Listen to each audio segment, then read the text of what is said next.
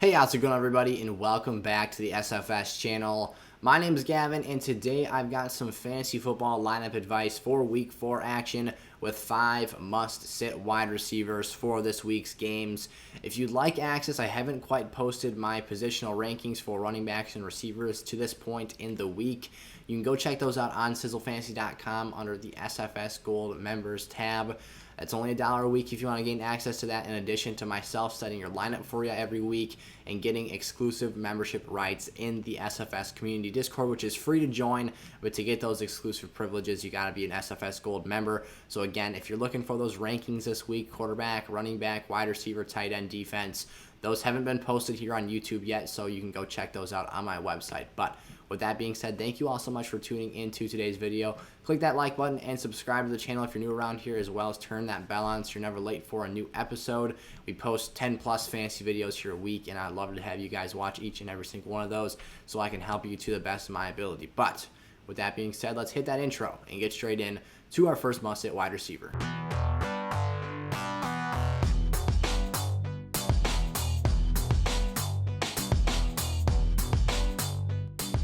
All right, I hate to start things off with Brandin Cooks and spoil the party that has been an awesome 3 weeks for one of the top players in the National Football League in the receiving yardage department, but I gotta do it. This is such a tough matchup, and the results that other fantasy wide receivers have produced against Cooks' matchup this week, the Buffalo Bills, have been less than desirable. So although Brandin Cooks is wildly trending up my radar and wildly increasing his fantasy value, I just can't play him this week. If you've got a deep wide receiver core, chances are you have a better option now. Not everyone is going to have the luxury to be able to sit Cooks this week, but Tre'Davious White, the top cornerback for the Buffalo Bills, is one of the top corners in the game. Today, the name of the game is all about the defensive backs.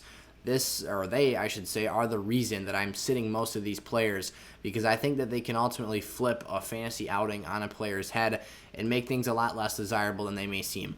The Buffalo Bills, at face value, this looks like a very great opportunity, and there's a little bit of a boom-bust element to Brandin Cooks this week because, the bust side of things is that Tre'Davious White's one of the best corners in the league. He could potentially shut down Brandin Cooks and make this a very quiet outing for him.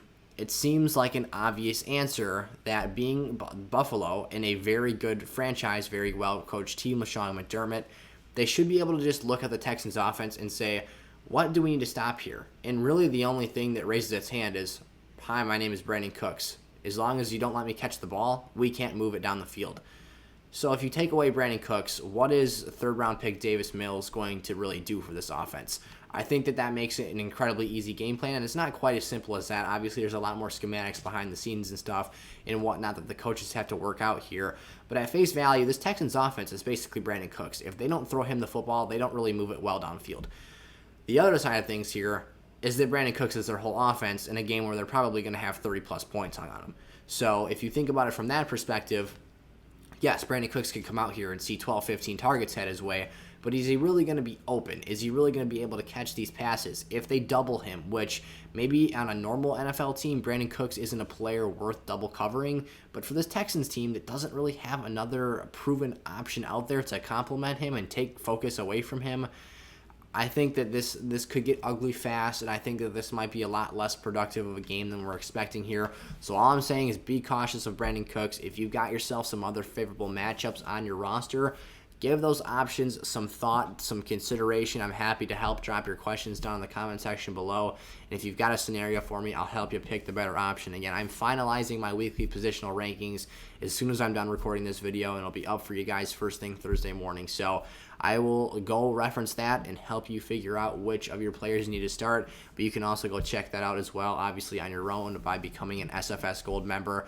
Chase Claypool for the Pittsburgh Steelers is my next must-sit player here. This has nothing to do with, and honestly, I'm trending more towards being lower on Chase Claypool and sitting him in matchups where I previously would have had him as a must-start player. That's not the case this week. But Chase Claypool, you're kind of a product of your environment when you're a wide receiver in fantasy football, and running back especially as well. And, I guess there's some dynamic to that for every NFL position and every fantasy position here. But, man, has Big Ben ever been just negative impact on Chase Claypool, Deontay Johnson, and Juju Smith-Schuster this year. He's terrible. I mean, he's a statue, inaccurate with the ball. I don't know if you saw NFL Memes, a great account on either, Facebook, Instagram, Twitter. They're pretty much everywhere, I think. Big Ben, rolls out to throw one of those screen passes, and unpromptedly, nobody around him just eats it. And it just sums up what Big Ben is at this point in his career. Absolute legend, awesome player at the peak of his game. But, man, in 2021, Big Ben looks old. He looks like he's struggling to just get around out there. And Chase Claypool has the perfect build, athletic profile, and ability, you would think, after what we saw in his rookie season, to come out here and have a massive ceiling, to come out and just dominate. Last week, I thought he had a great chance to do that. No Deontay Johnson on the field meant an increased amount of targets for Chase Claypool, but the depth of targets he's getting is just terrible. I mean, he's a deep threat. He should be out here winning fade routes and scoring touchdowns, mossing players in the end zone, but Ben literally cannot facilitate the offense to do that for him. He has 29 targets in 3 games this season. That's dang near 10 per game, just under that. If he obviously had that one more target, he would get to that marker. In week 3, he had 15. 15 targets, only 96 yards, 6.4 yards per target. For a player of Chase Claypool's caliber and for his play style, that is not cutting it. So you're already talking about him going in handicapped to begin with, because he literally has to do all of his damage after the catch. That's why Deontay Johnson's so productive, because they can put him in the slot and ask him to run a quick release route, and he'll boom, snap open, catch the pass, get down 7 yards a clip. And he'll catch 8-9 passes a game, and that's what makes him a really, really safe floor play. But Chase Claypool is more of the explosive type athlete in this offense and the guy who wants to go out there and should have a high ceiling value for you. That's not the case, but we'll actually get into the matchup here now. Pittsburgh versus Green Bay. Jair Alexander will take the number 1 option for the Pittsburgh passing offense. Deontay Johnson's still banged up. We'll see about him if he's able to go against the Packers. Juju, we'll see if he's able to go. It doesn't matter. Most teams treat Chase Claypool and respect him as if he is this team's top wide receiver option. It was Tre'Davious White guarding him in week 1 against the Bills. Obviously, in week 3, Cincinnati doesn't necessarily have a shutdown corner, and Chase got his numbers. But again, having less than 100 yards on 15 targets is pretty dreadful there. I don't like what I'm seeing right now from this Pittsburgh offense. In general, I'm looking to move off Chase Claypool, and in a potential must-sell video later this week or even next week when we get into that topic, you'll probably see Chase's name on there. And if it's not too late, I would go out there and sell him right now while he's out here on a near 100-yard performance, 15 targets. I just don't think he gets to the heights of his game that he's capable of doing this year, and I think a large part of that is the quarterback play. We'll get to that in another time. It's a conversation for another video. Marquise Brown, my number 3 must-sit player this week, or Butterfingers Brown, as I nicknamed him at the end of last week. Man, what a costly drop or two against the Lions. I mean, they could have had that game put away. Now, we probably wouldn't have an NFL record if Butterfingers Brown didn't drop those 2 passes, but nonetheless, he probably screwed a lot of fantasy players over with a lot of points hanging on the board. Hollywood this week, though, the separation is not going to be there. He's been excellent at separating and finding space from the defender in weeks 1 through 3. He's been very explosive, getting open downfield. It's been impressive to watch. It's been really encouraging. But this Denver Broncos defense is a different animal. You've either got yourself Patrick Surtain or Kyle Fuller. Pick your poison. Depending on what side of the field you line up on. If you head over to the right side, you're going to probably draw Kyle Fuller. If you head over to the left side, you're probably getting Pat Surtain. Or if you go in the slot, hello, Bryce Callahan, who is also a very good defender in his own right. So you talk about this back end as well. Justin Simmons, Kareem Jackson. This secondary has gotten very good very fast for the Broncos. They have rebuilt that unit very, very well in just the span of an offseason and already having some stars in that end to begin with. Hollywood's not going to have the 5-yard separation that he saw against the Lions. He's not going to just blow past these defenders. This is a well-coached, schematic defense. It's probably going to be a low-scoring game if you ask me. I think that there's a lot of defense and run the football in this game, and I think that Hollywood's going to see less of those splash plays or even opportunities. So even if you don't let them slip through your fingers, Hollywood, this week I think you're going to be in for a little bit of a quieter performance, and I think Lamar Jackson in that run game is going to have to be the motor that gets this thing done here for Baltimore in week 4. Kenny Golladay. So if you want to talk about an untrustworthy fantasy football name right now and an untrustworthy face to look at, you've got him. Number 19 for the Giants has been very, very disappointing. And this is the reason that in a lot of fantasy drafts this year, he was stayed away from like the Black Plague. It was terrible. I mean, I can't even tell you how many times I'm sitting there with Kenny Galladay's ADP in the mid-5th round, and it's the 8th or 9th round, and I'm like staring this dude in the face, and I'm like, I can't pass on him another time, can I? Like, this is getting ridiculous and out of hand. And so I draft him, and lo and behold, he sucks. I mean, he hasn't been putting up numbers. The passes that are thrown to him, the contested grabs, he's still making those plays. He's still a talented player. But this offense has not produced the stats on his end that we were all hoping for. The expectation was a clear wide receiver 1 in Kenny Golladay when he signed with New York. And Sterling Shepard has clearly been that factor in this offense when he's been healthy. Now, he left early last week with a hamstring injury, as did Darius Slayton.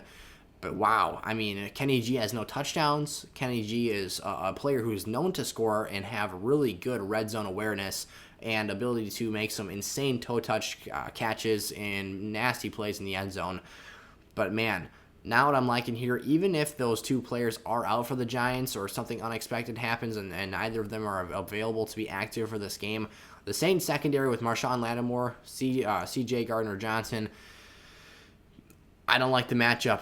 I mean, I said it at the top of the video. It's all about the cornerbacks. It's all about the defensive backs for this week. I think the Giants' O-line is going to struggle even against the Saints, and I think that, you're just looking at a situation in the ceiling that's capped here with a floor that's not all that great as well. So, Kenny Golladay, hate this matchup. I think that maybe if you get some good news about Sterling Shepard and he is potentially able to play, you consider that in full PPR formats, but the Giants' offense in general, I think, is highly risky this week. Even Saquon Barkley is a player that I'm a bit concerned for because of the extended period of time that the Saints have been so good against the run. So I'm staying clear of Kenny Golladay. I can't tell you how many times that this dude has on draft day this year where his ADP was mid-5th round, and I'd be staring at him at the end of the 8th or the 9th round wondering, how is this guy still here? Why hasn't anybody picked him? I can't let him go another round without drafting him. I've got to pick him right.